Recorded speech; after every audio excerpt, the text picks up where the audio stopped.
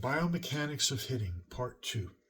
So far we've discussed postural things in terms of your weight, okay, foundational physics that make a strike effective, okay, having alignment proper, and the same thing goes for grappling, okay.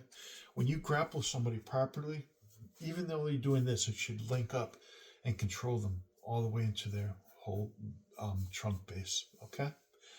Same thing. Your kinematic chain is with your punching, making sure there's no holes, no elbow sticking out, no misaligned wrist, no head going astray, okay? Then we discussed settling so that when you do that strike, bam, you ground it and you put your energy into your target, okay? We discussed the role that tension plays, okay?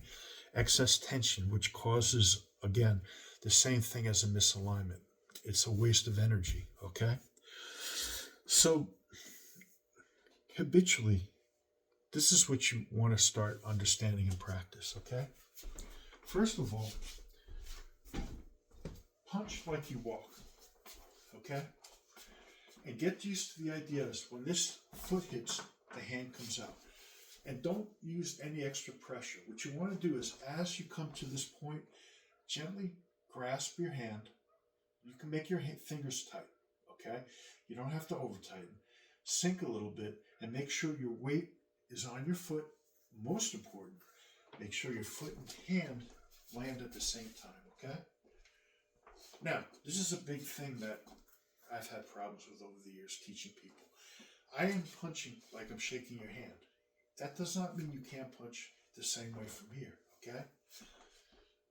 Or here, okay? That simple movement will teach you a lot about your punch. Dempsey famously gave an example of literally tripping when you come forward so that your weight just to get used to that transfer of weight, okay? The main thing is have your weight on your front foot and the foot and hand hit simultaneously. Now, as you get better at that, add a slight rotational twist from your spine and hips. So here, turn, okay? Now you'll notice when I do this, I turn my head. I'm not going to go into a whole lengthy dissertation on why that is done. Suffice to say that when you're in the midst of a fight, you don't have the visual capability at the range that you're punching where looking straight at the person will serve any purpose. But what it will do is it will often slow down your movement, okay? If I'm trying to make sure I'm looking right here, okay, as opposed to going through with the punch, I have my peripheral vision now and I can proceed and I can start to use my head as a benefit. So if I'm here and I want to come over here, for example, I can move from here, okay? I can move from my head, my shoulders, my midsection, whatever, okay? Now, there are many ways of moving to do these things, okay? However, that's another topic for another time. Just get used to doing this, okay? And then you can even, boom, get a little bit more elaborate on your sinking, okay? Okay? If you're coming out with this, okay? Like you're stabbing, same idea, okay? Okay, just let it gently retract, okay? You don't pull it back. Just let it retract on its own, naturally, okay? That'll teach you everything you need to know about coming back with the hand when you're punching, okay? When you're striking with a shuto, okay? You will shorten the movement, but for now, come from your shoulder and use a little bit more pronounced rotational movement, okay? But it's the same idea.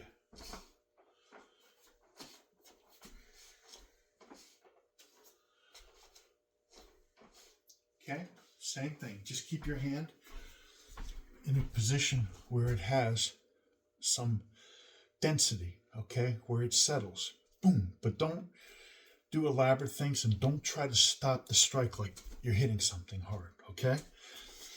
That's actually a big mistake, okay? You want to go into your target. You want to bring that energy into that which you're hitting. Now, while you're doing these things, you have different force multipliers, okay? So, for example, if you look at the old-fashioned boxers, they used to do this movement.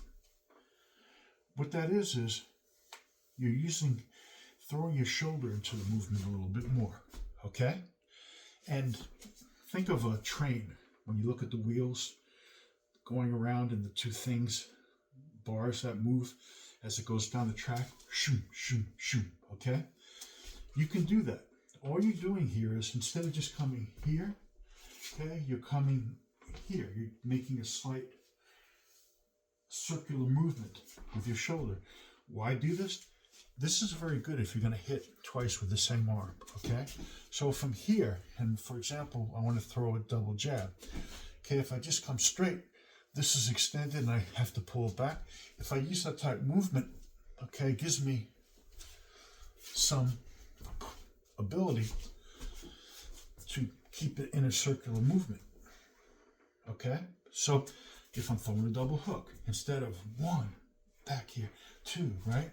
Now it's 1, 2, okay? 1, 2, 1. See the shoulder? 1, okay? 2. So that's a very good habit to train in, okay? Along with, if I'm breaking guard down, okay? If I'm making a small circle here, okay? Making a circle here, okay? Not chain punching. What I'm doing here is I'm just coming back this way. 1, like this, okay? So these are all force multipliers that you can use when you're hitting. The other thing, and this is again something that the Systema guys do very nicely. When you're hitting or doing something like this, try to do very little with the arm when you're practicing, okay? Try to use your body as much as possible, okay? And the last thing, which I think that the guys, I always like to give credit for different people who have very good handle on a particular aspect. The Shastra Vida, the Indian Nadar Singh teaches, the Sikh art, okay? Spilling your weight, okay? This is a very good way to transfer weight, okay? So you're here and you want to just, because you want to be able to do all these things as you get better while you're walking, okay? And this way, if you notice my footwork, okay, I'm not trying to step, okay? I'm just letting my weight shift. And I can shift very quickly this way, okay? And I can eventually get my timing. You can't see it, but this strike is coming as my foot hits. My weight's forwards, okay? Pow, pow, okay? Another good thing to do is practice this. When you're here, intent. When you're doing this, practice like you're really sticking your fingers into something, okay? Boom, boom. And do it totally relaxed, letting this coil and uncoil, okay? That's teaching you eventually what the Chinese call fa jing, this explosive energy, okay? So you're here, and instead of a movement like this, maybe in Bagua where you're coming here, you learn how to do that like this, okay? Like an explosion, okay? Load, release. Load, release, okay? So learn how to, as you bring this in, settle, okay? Release. Coiled, pow, release, pow, okay? Coiled, pow, release. Very important concept, being explosive in your movement, okay? Start slow and work yourself up. That movement is based on, I'm going to teach you something here as your reference point, okay? That will help you with this settling movement, okay? There are 3 basic positions to understand. I can be this, where my spine is arched, and now I'm loading. Okay, my back is like a bow and arrow. We call this archer pose in our particular system, okay? It's similar in many respects to Doko no Kamae in the Bujinkan, okay? Which is also a good system to understand weight distribution on a long fist type hit. Okay, you're here, so you're loaded, okay? Now, when you release that, okay, you're in a neutral position. Your trunk, everything should be lined up so that you have total stability and strength here, okay? And finally, when you release from this, okay, you come in. You just pull everything in towards your tailbone, okay? So 1, 2, 3. 1, 2, 3, okay?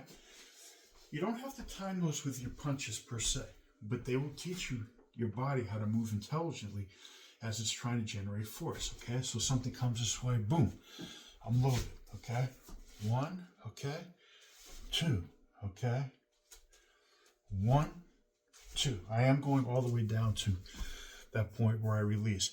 It's not an absolute, okay? You can come back to a neutral position. You can release as you ground. It'll depend on how you're hitting, okay? So, if you look at these dynamics in these first 2 videos, they will get you right. Practice them diligently, and I'm going to do a follow-up video where I use a beanbag and I'm going to show you these hits. I am going to tell you something, and I'm warning you right now. These are very dangerous.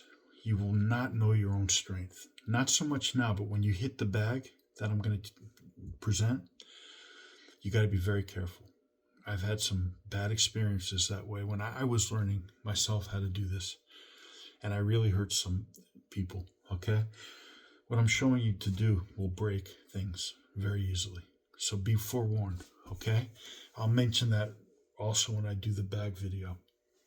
I don't anticipate a lot of people coming to this channel, but if you do happen to find yourself here and have the actual intelligence to watch throughout the entire video, follow that warning, and you're probably smart enough to do that if you've made it that far. Most of you will probably look for about 10 seconds and go, oh, let me go see something else that's more exciting, which is fine. Nothing wrong with that. We all progress at our own rate, okay? And if you're not ready for it, you probably hurt somebody anyway. We'll